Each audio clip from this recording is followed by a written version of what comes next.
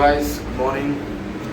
ನಾವು ಈಗ ಹಾಸ್ಟೆಲ್ನ ಚೆಕ್ಔಟ್ ಆಗೋ ಟೈಮು. ನಾವು ಬೇಗನೆ ಹೋಗಬೇಕು, ಯಾಕಂದರೆ ಇವತ್ತು ನಮ್ಮದು ಲಾಸ್ಟ್ ಡೇ. ಇವಾಗ ನಾವು ಮುರುಡೇಶ್ವರಕ್ಕೆ ಹೋಗಿ ಇಲ್ಲಿಂದ 70 ಕಿಲೋಮೀಟ್ರ್ ರೋಡ್ ಐತೆ. ಸೊ ಇಲ್ಲಿಂದ ಮುರುಡೇಶ್ವರಕ್ಕೆ ಹೋಗಿ ಮುರುಡೇಶ್ವರದಿಂದ ಡೈರೆಕ್ಟ್ ಬೆಂಗಳೂರಿಗೆ ಹೋಗಬೇಕು. ಇನ್ನೂ ಈಗಲೇ 7 ಗಂಟೆ ಹತ್ತಿರ ಆಗ್ತೈತೆ, ಇನ್ನೂ ಬಿಟ್ಟಿಲ್ಲ ನಾವು ಮುರುಡೇಶ್ವರ ಹೋಗಿ. ಅಲ್ಲಿ ಹೋಗಿ ದರ್ಶನ ಮಾಡಿ ಲೇಟ್ ಆಗುತ್ತೆ. ನಿನ್ನೆ ನಾವು ಟೆಂಪಲಿಂದ ಬಂದು ಓಮ್ ಬೀಚ್ಗೆ ಹೋದ್ವಿ. ಹಂಗೇನೆ ಅಲ್ಲಿ ದರ್ಶನ ಮುಗಿಸ್ಕೊಂಡು ಓಮ್ ಬೀಚ್ ಹೋಗೋಷ್ಟೊತ್ತಲ್ಲಿ ಕತ್ಲಾಗೋಗಿತ್ತು. ಕತ್ಲಾದ್ಮೇಲೆ ಅಲ್ಲೇನು ನೋಡೋಕ್ಕೆ ಆಗಿಲ್ಲ ಕರೆಕ್ಟಾಗಿ, ಫುಲ್ ಕತ್ಲೇನು ಕಾಣಿಸಿಲ್ಲ. ಅಲ್ಲಿಂದ ರಿಟರ್ನು ಊಟ ಗೀಟ ಮಾಡಿಕೊಂಡು ಸ್ಟೇಗೆ ಬಂದುಬಿಟ್ವಿ. ಬಂದಮೇಲಂತೂ ಮಳೆ, ಭಯಂಕರ ಮಳೆ ಇತ್ತು ಗುರು. ನೆನ್ನೆ ಮಾತ್ರ ನಮ್ಮ ಈ ಊರಲ್ಲಿ ನೋಡಿ, ಹುಡುಗರೆಲ್ಲ ಆಲ್ರೆಡಿ ಪ್ಯಾಕ್ ಲಗೇಜ್ ಎಲ್ಲ ಹಾಕ್ದೇನೋ ಕಾರಲ್ಲಿ. ಕಾರಣ ಏನೋ ಮಚ್ಚ ಕ್ಲೀನಾಗಿ ಜೋಡಿಸಿಡ್ತಾ ಇದ್ದೀರಾ, ಯಾಕೋ ಗಲೀಜ್ ಆಗಿಬಿಟ್ಟಿತ್ತು ಅದ್ರಿ ಮಚ್ಚ. ನೆನ್ನೆ ಕಾರ್ ಕ್ಲೀನ್ ಆಗಿರೋದು ನೋಡಿ ಮಳೆಗೆ. ನೆನ್ನೆ ಬಿದ್ದಿರೋದಕ್ಕೆ ಆಲ್ಮೋಸ್ಟ್ ಆ್ಯಕ್ಚುಲಿ ಕ್ಲೀನ್ ಆಗಿದೆ ಲೈಟಾಗಿ. ಈ ಕಾರು ಅಷ್ಟೇ ಕ್ಲೀನ್ ಆಗೋಗಿರುತ್ತೆ. ಇಂಟೀರಿಯರ್ ಕ್ಲೀನ್ ಮಾಡಬೇಕು, ಕ್ಲೀನಾಗಿ ಜೋಡಿಸಿ ಇಟ್ಬಿಟ್ಟಿದ್ದಾರೆ ಅಷ್ಟು ಬೇಗ. ಅದು ಕರೆದಕ್ಕೆ ಮೊಬೈಲ್. ನಾವು ಪಾರಡೈಸ್ ಬೀಚಿಂದ ಬಂದಾಗ ಬರೋಷ್ಟೊತ್ತಿ ಫುಲ್ ಗಲೀಜಾಗಿ ಹೋಗ್ಬಿಟ್ಟಿದೆ ನೋಡಿ ಕಾರು. ಒಳಗಡೆ ಫುಲ್ ಗಲೀಜು ಮಾಡ್ಕೊಂಡ್ಬಿಟ್ಟಿದೆ ಇರಲಿ. ಸೊ ಸದ್ಯಕ್ಕೆ ಎಲ್ಲ ಪ್ಯಾಕ್ ಆಗ್ತಿದೆ. ಇನ್ನೊಂದು ಅರ್ಧ ಗಂಟೆಲಿ ಬಿಡಬೇಕು ನಾವು.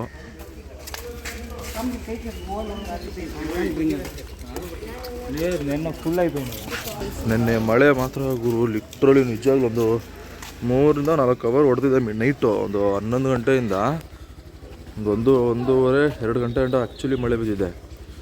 ಏನು ಮಳೆ ಗೊತ್ತಾಗುರು. ನೆನ್ನೆ ಮಾತ್ರ ಸಖತ್ ಮಳೆ. ಅದರಲ್ಲೂ ನಮಗೆ ಟಾಪ್ ಕೊಟ್ಬಿಟ್ಟಿದ್ದಾರೆ. ನಾವೇ ಟಾಪ್ ಫ್ಲೋರಲ್ಲಿದ್ದು. ಅದೊಂಥರ ಸೌಂಡು ನಮಗೆ ಕರೆಕ್ಟಾಗಿ ಕೇಳುತ್ತೆ ಸೌಂಡು. ಸಖತ್ತು. ನಾನು ವೀಡಿಯೋ ಮಾಡೋಕ್ಕಾಗಿಲ್ಲ, ನಾನು ಮಲಗಿಬಿಟ್ಟಿದ್ದೆ. ಸಖತ್ ಮಳೆ ಗುರು. ನೆನ್ನೆ ಮಾತ್ರ ಸಖತ್ತಾಯಿತು. ಅಷ್ಟೇ ಮುಗಿಸ್ಕೊಂಡು ಮುರುಡೇಶ್ವರ ಹೋಗಿ ಅಲ್ಲಿಂದ ಮನೆಗೆ ಹೋಗೋದೇನೆ. ಪಕ್ಕ ಇವತ್ತು 11 ಗಂಟೆ ಮೇಲೆ ಆಗುತ್ತೆ ಅನ್ಕೋತೀವಿ. ಮಿಡ್-ನೈಟ್ 11-12 ಗಂಟೆ ಆಗ್ಬೋದೇನೋ ಮನೆ ರೀಚ್ ಆಗೋಕ್ಕೆ. ನೋಡೋಣ. ಸ್ನಾನ ಮಾಡ್ಕೊಂಡು ಎಲ್ಲರೂ ರೆಡಿಯಾಗಿ ಆಗಿದೆ ಹೋಗೋದೆ ಬಟ್ ಆ್ಯಕ್ಚುಲಿ ಇದೇ ನಮ್ಮ ಬಿಲ್ಡಿಂಗ್ ಇದೇನೆ ನಾವು ಇದ್ದಿದ್ದು.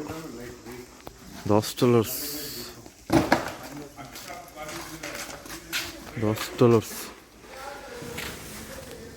ಚೆನ್ನಾಗಿದೆ ಗುರು. ಬಿಲ್ಡಿಂಗು ಮಾತ್ರ ನಿಜವಾಗ್ಲೂ ಸೂಪರಾಗಿದೆ, ವರ್ತು ಗುರು. ನಾವು ಕರೆಕ್ಟಾಗಿ 11:15 ಮುರುಡೇಶ್ವರಕ್ಕೆ ಬಂದಿದ್ದೀವಿ. ಸಿಕ್ಕಾಪಟ್ಟ ಜನ ಅಂತ ಇದ್ದಾರೆ. ಮುರುಡೇಶ್ವರ ನಾನು ಫಸ್ಟ್ ಟೈಮು ಈ ಜಾಗಕ್ಕೆ.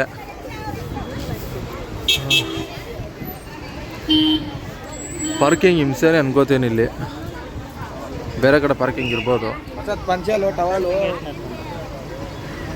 ಸ್ಟ್ಯಾಚು ಕಾಣುತ್ತೆ. ಹಾಂ, ಸ್ಟ್ಯಾಚುಲಿಂದ ಕಾಣುತ್ತೆ. ಮೇಲ್ಗಡೆ ಹೋಗ್ಬೋದು ಅಂತ ಹೇಳ್ದ ನಮ್ಮ ಹುಡುಗ. ಹೋಗ್ಬೇಕು. ಬಿಸಿಲು ಸರಿಗಿದೆ ಗುರು. ಅದು ಆ ಕಡೆ ಬೀಚು.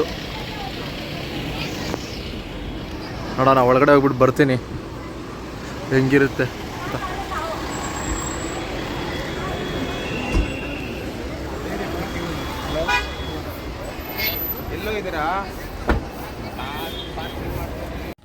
ಗುರು ದರ್ಶನ ಮುಗಿಸ್ಕೊಂಡು ಅಲ್ಲಿ ಒಂದು 20 ನಿಮಿಷದಲ್ಲಿ ದರ್ಶನ ಆಗೋಯ್ತು. ಜನ ಅಷ್ಟು ಇರಲಿಲ್ಲ. ಓಕೆ, ಬೇಗ ಫಾಸ್ಟಾಗಿ ಆಗ್ತಾಯಿತ್ತು.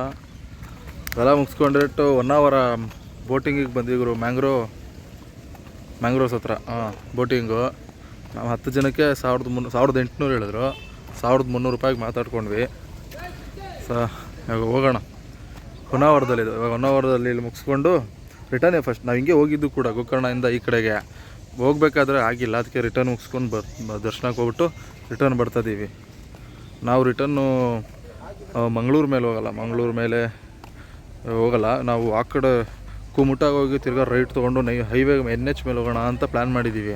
ಘಾಟಿಗಳೇನಿರಲ್ವಲ್ಲ, ಬೇಗ ಸ್ಪೀಡಾಗಿ ಹೋಗ್ಬಿಡ್ಬೋದು ಅಂತ ಗೊತ್ತಿಲ್ಲ. ಇವಾಗ ಸದ್ಯಕ್ಕೆ ಇಲ್ಲಿ ಮುಗಿಸ್ಕೊಂಡು ನೋಡೋಣ ಹೆಂಗೆ ಅಂತ. ಎಲ್ಲ ರೆಡಿ ಇದ್ದಾರೆ ಹುಡುಗರು. ಹೋಣ, ಇದಕ್ಕೆ ನಾನು ಫಸ್ಟ್ ಟೈಮೇ. ನಡೀರೋ ಅಣ್ಣ.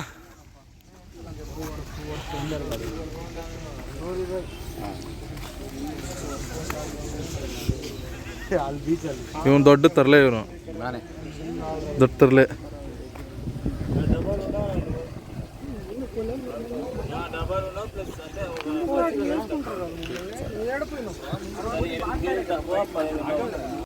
ಚೆನ್ನಾಗಿದೆ ಗುರು ಬೋಟುಗಳು, ಒಂಥರ ಡಿಸೈನಾಗಿ ನೋಡಿ. ಯಾವುದ್ರಲ್ಲಿ ನಮ್ಮ ಬೋಟ್ ಯಾವುದು ಗೊತ್ತಿಲ್ವೇ? ನಮ್ಮ ಬೋಟ್ ಯಾವುದು ಗೊತ್ತಿಲ್ಲ. ಅವನೇ ನಮ್ಮ ಬೋಟ್ ಇನ್ಚಾರ್ಜು, ಅವನೇ ನಮಗೆ ಡೀಲಿಂಗ್ ಮಾಡಿ ಕರ್ಕೊಂಬಂದಿದ್ದು. ಬಟ್ ಗೊತ್ತಿಲ್ಲ. ಇದು ಚೆನ್ನಾಗಿದೆ ಇವರು ಈ ಬೋಟು, ಬಿಕಾಸ್ ಮೇಲೆ ನೋಡಿ, ಇದು ಮೇಲ್ಗಡೆ ಕೂಡ ನಿಂತ್ಕೋಬೋದು ಇದರಲ್ಲಿ. ಏನು ಇತ್ತರ್ಥ ಅಂದರೆ ಗೊತ್ತಿಲ್ಲ. ಲೈಫ್ ಜಾಕೆಟ್ ಎಲ್ಲ ಇರುತ್ತೋ ಇಲ್ಲ ಗೊತ್ತಿಲ್ವೇ, ನೋಡೋಣ. ಚೆನ್ನಾಗಿದೆ ಇದು. ಯಾವ ರಿವರ್ ಇದು? ಶರಾವತಿ ಏನೋ ಅಂದ ಅವನು. ನೇತ್ರಾವತಿ. ಹಾಂ, ಶರಾವತಿ ಸಾರಿ, ನೇತ್ರಾವತಿನೇ. ಶರಾವತಿ ಬರಲ್ಲ. ಓಕೆ, ಹೋಗೋಣ. ಶರಾವತಿ ರಿವರೇ ಗುರಿದು, ನೇತ್ರಾವತಿ ಅಲ್ಲ, ಶರಾವತಿ ನದಿ.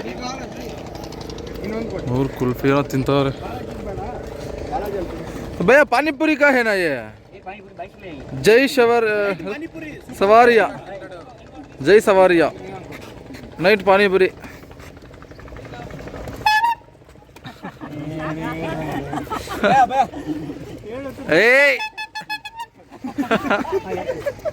आठ हो गया ना, 8 ಅಂದ್ರೆ 3 ಎಷ್ಟು 5 ಇದೇ ಗುರು ನಮ್ಮ ಬೋಟು. ಶ್ರೀ ಮಹಾಗಣಪತಿ ಅಂತ ದೇವರ ಹೆಸರು ಹಾಕಿದ್ದಾರೆ. ಹತ್ರಿ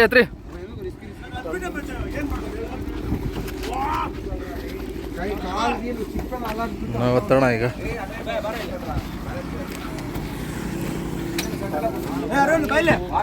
ನಾನು ಕಾರ್ನರ್ ಸೀಟಪ್ಪ, ನಾನು ನೀರು ಬೀಳಬೇಕು. ಶೆಟ್ಟಿಗೆ ಇರೋ ಕಡೆ ನಾನು ಬರಲ್ಲ, ಅವನು ವಾಲ್ ಬಿಡ್ತಾನೆ, ಪಲ್ಟಿ ಹೊಡ್ಕೊಂಡ್ಬಿಡ್ತಾನೆ ಆಮೇಲೆ. ಬೇಡ, ಈ ಕಡೆ ಈ ಸೈಡು ಆರಾಮಾಗಿ ಜಾಗ ಇದ್ರೆ ಒಬ್ಬರು ಕುತ್ಕೊಳ್ರಿ.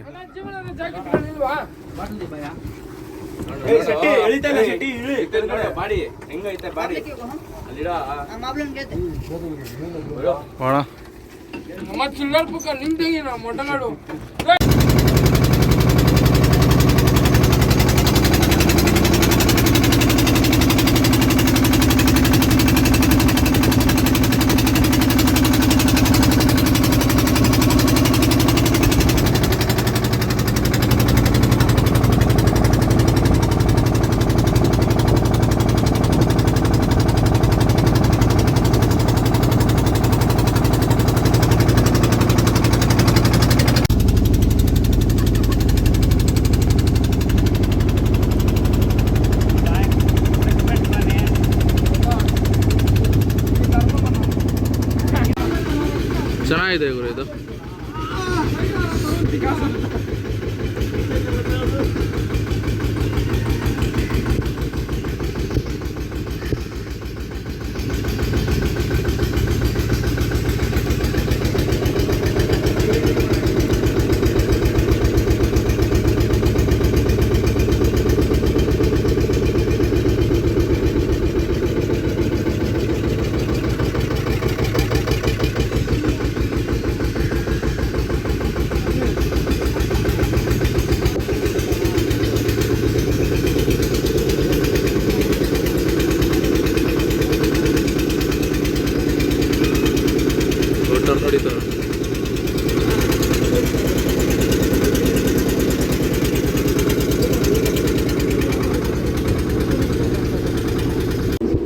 ಚೆನ್ನಾಗಿತ್ತು ಗುರು ಎಕ್ಸ್ಪೀರಿಯನ್ಸ್, ಒಂಥರ ಮಜಾ ಆಯಿತು.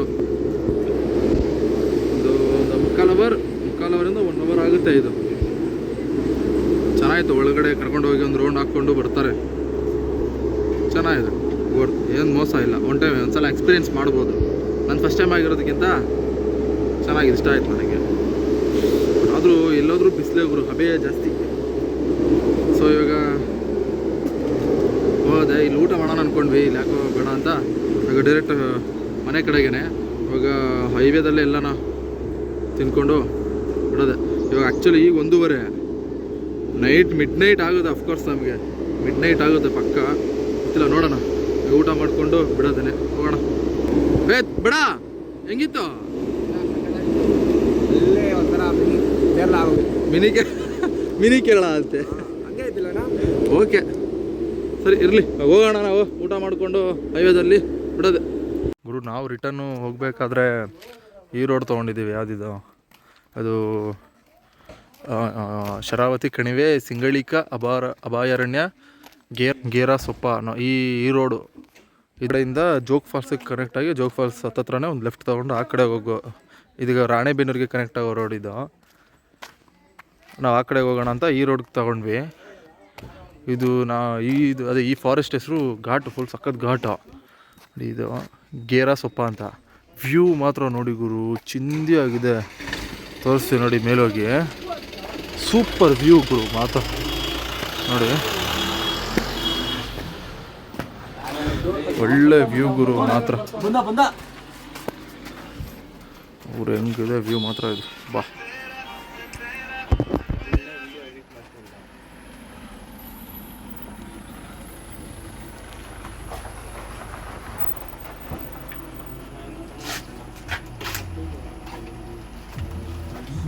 ಘಾಟ್ ಸೆಕ್ಷನ್ ಬಗ್ಗೆ ಹೇಳ್ಬಯ.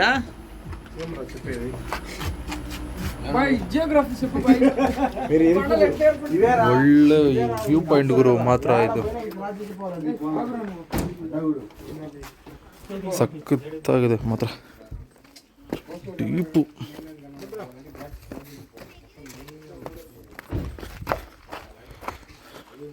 ನೋಡಿ ಶರಾವತಿ ರಿವರ್ ಇದನ್ನು, ಸೂಪರ್ ಆಗಿದೆ ಮಾತ್ರ. ಆನ್ ದ ವೇ ನಾವು ಜೋಗ್ ಫಾಲ್ಸ್ಗೆ ಹತ್ರನೇ, ಒಂದು ಜೋಗ್ ಫಾಲ್ಸ್ ನಾವು ಹೋಗೋದ್ರಿಂದ ಒಂದು 5 ಕಿಲೋಮೀಟರ್ ಡಿಫ್ರೆನ್ಸ್ ಬಂದಿತ್ತು. ಹೀಗಾಗಿ ನೋಡ್ಕೊಂಡು ಹೋಗೋಣ ಅಂತ ಬಂದ್ವಿ. ನೀರೇ ಇಲ್ಲ ಗುರು. ನಾನು ನಮ್ಮ ಅಣ್ಣ ಜೊತೆ ಲಾಸ್ಟ್ ಟೈಮ್ ಬಂದಾಗ ಭಯಂಕರವಾಗಿತ್ತು ಗುರು. ಮಾನ್ಸೂನಲ್ಲಿ ನಾನು ಬಂದಿದ್ದೆ, ಬಟ್ ಈಗ ನಾನು ಬಂದಿರೋದು ಫ್ರೆಂಡ್ಸ್ ಜೊತೆ ಅಲ್ವಾ. ಅದು ಸಮ್ಮರ್ ಹಂಗೆ ಪ್ಲ್ಯಾನಲ್ಲಿ ಇರಲಿಲ್ಲ. 5 ಕಿಲೋಮೀಟ್ರ್ ಇತ್ತು ಅಷ್ಟೇ ಡಿಫ್ರೆನ್ಸು. ಈಗ ನೋಡ್ಕೊಂಡೆ ಹೋಗ್ಬಿಡೋಣ ಅಂತ ನೋಡಿ ತೋರಿಸ್ತೀನಿ. ಆದರೂ ಒಂಥರ ಹ್ಯೂಜ್ ಆಗಿದೆ ಗುರು ಬಂಡೆಗಳು ನೋಡಿ, ನೀರೇ ಇಲ್ಲ. ಸಮ್ಮರಲ್ಲಿ ನನಗಿನ್ನೂ ನೆನಪಿದೆ, ಒಂದು ಅಲ್ಲಿ ಯಾವ ಗ್ಯಾಪು ಬಿಡಲ್ಲ ಗುರು, ಅಷ್ಟು ಫೋರ್ಸ್ ಇರುತ್ತೆ ನೀರು. ನೋಡೋಕೆ ತುಂಬ ಸೂಪರಾಗಿ ಕಾಣುತ್ತೆ. ಬಟ್ ಇರಲಿ, ಏನು ಮಾಡೋಕ್ಕಾಗಲ್ಲ, ಇದು ಮಾನ್ಸೂನ್ ಅಲ್ಲ. ಜೋಗ್ ಫಾಲ್ಸ್ ಅಷ್ಟೇ, ಜನನೂ ಕಡಿಮೆನೆ. ಏದ್ರು ಮಾನ್ಸೂನಲ್ಲೇ ಗುರು ಮರ್ಯಾದೆಯಲ್ಲಿ ಮಸ್ತು ಮಾತ್ರ.